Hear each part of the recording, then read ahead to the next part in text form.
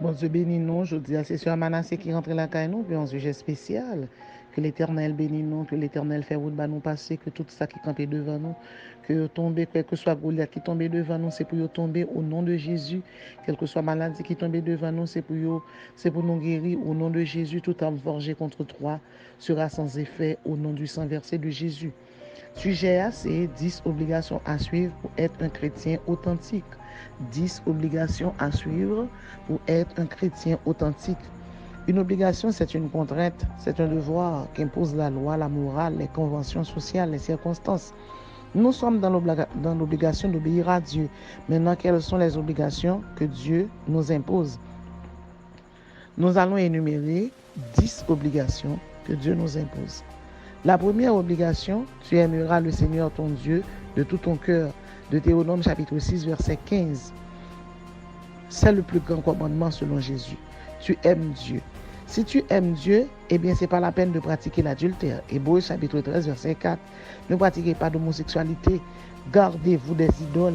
Aimons-nous les uns les autres. L'amour est une valorisation extrême de l'être aimé. L'aurait aimé bon Dieu, pas qu'à prendre les idoles.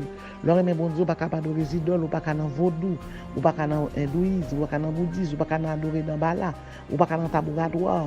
Parce que c'est bon Dieu seulement pour adorer, c'est lui qui mérite gloire, c'est lui qui mérite l'honneur, c'est lui qui mérite adoration. Quel que soit mon capitaine de c'est pour adorer bon Dieu, parce que l'honneur, la gloire revient à Dieu et à Dieu seul. Deuxième obligation à suivre, tu dois avoir la semence de Dieu en toi.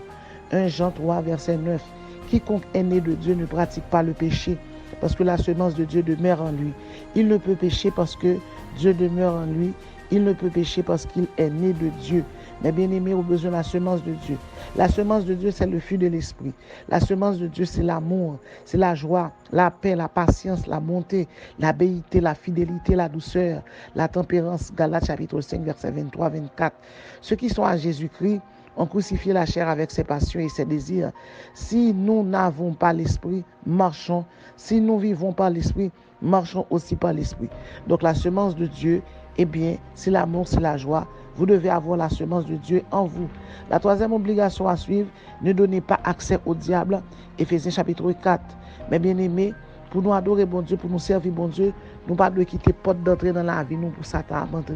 Quel que soit ce que tu as fait, quel que soit nous sommes capables d'infidélité, ou de la caille, ou diable qu'on entre faire salver la caille, c'est pour quitter. Quatrième obligation, qu'on n'entende ni parole déshonnête, ni propos insensés dans votre bouche. Éphésiens chapitre 5, verset 4. Qu'on n'entende ni parole déshonnête, ni propos insensés, ni plaisanteries. Choses qui sont contraires à la bienséance.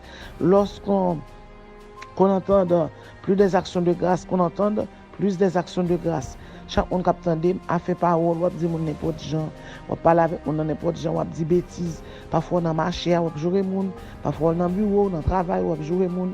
C'est eux à pas ça, ou même qui c'est chrétien sous tes mal élevé quitter, parce que l'Éternel va appeler ça. Cinquième obligation à suivre, fuyez l'impudicité. 1 Corinthiens 6, verset 18. Fuyez l'impudicité. Quelque autre péché que l'homme commette, ce péché est hors de son corps. Mais celui qui se livre à l'impudicité pêche contre son propre corps. Ne savez-vous pas que votre corps est le temple du Saint-Esprit qui est en vous? Fuyez l'impudicité. Ou même qui qu'on fait des eaux de la chair. Ou même qui remet ses places ou placés. Ou même qui qu'on a fait masturbation, zoophilie. Eh bien, bon Dieu dit qui dans lesbienne. Bon Dieu dit quitter bagay ça yo. Parce que la Bible pas d'accord yo. Sixième obligation, ne vous enivrez pas de vin. C'est de la débauche. Éphésiens chapitre 5, verset 18. Eh bien, mes bien-aimés, l'alcool est responsable de plus de 49 000 morts en France par an. Et selon l'ONU, l'alcool tue 3 millions d'individus chaque année. L'Éternel dit, ne vous enivrez pas de vin. A fait boire alcool, sous dans la rue, bon Dieu, pas d'alcool. L'état plus bon pour un chrétien, pas moyen du vin du tout. Tant qu'on n'a rien vice là, et pour toucher, l'on dire, oui, la Bible dit, on doit boire un petit tac, marcher loin péché. Parce que Jésus-Christ va le tourner. S'il tourne un genou sous dans la rue, on perd ou pas dans l'enfer. Septième obligation à suivre, demeurer ferme dans la foi. 1 Corinthiens 15, verset 13. Mais bien aimés, quelles sont la dimension de la foi? La dimension de la foi sont la dimension de croire, la dimension de l'action, la dimension de la persévérance, la dimension de l'audace. La foi, c'est croire en la promesse de Dieu. La foi, c'est se tenir dans les bras de Jésus sans le voir. La foi, c'est la matérialisation de l'impossible en possible. Mais bien aimés, vous devez avoir la foi. Huitième obligation, ne soyez pas orgueilleux, car Dieu fait grâce aux humbles et il résiste aux orgueilleux. Chaque chrétien qui a mon orgueil, pas jamais utile personne. Humilité, Jésus a vaincu Satan par son humilité. Nous-mêmes, toi, à l'instar de Christ, nous devons avoir humilité. Neuvième obligation à suivre, soyez sage.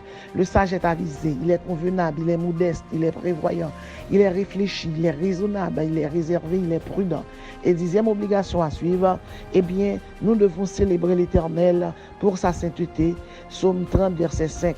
Célébrer, c'est faire l'éloge, l'adoration, la glorification. Mais bien aimés, nous venons de voir avec vous 10 obligations pour être un chrétien authentique.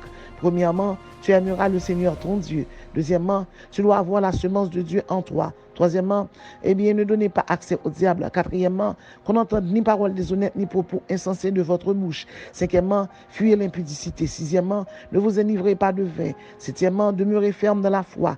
Huitièmement, ne soyez pas orgueilleux. Neuvièmement, soyez sages. Et dixièmement, célébrez l'Éternel pour sa sainteté. Mais bien aimés dans le Seigneur, nous devons obéir à ses obligations, car Jésus-Christ est à la porte. Maranatha. Retiens ferme ce que tu as, afin que personne ne prenne ta couronne. Que bon Dieu bénisse.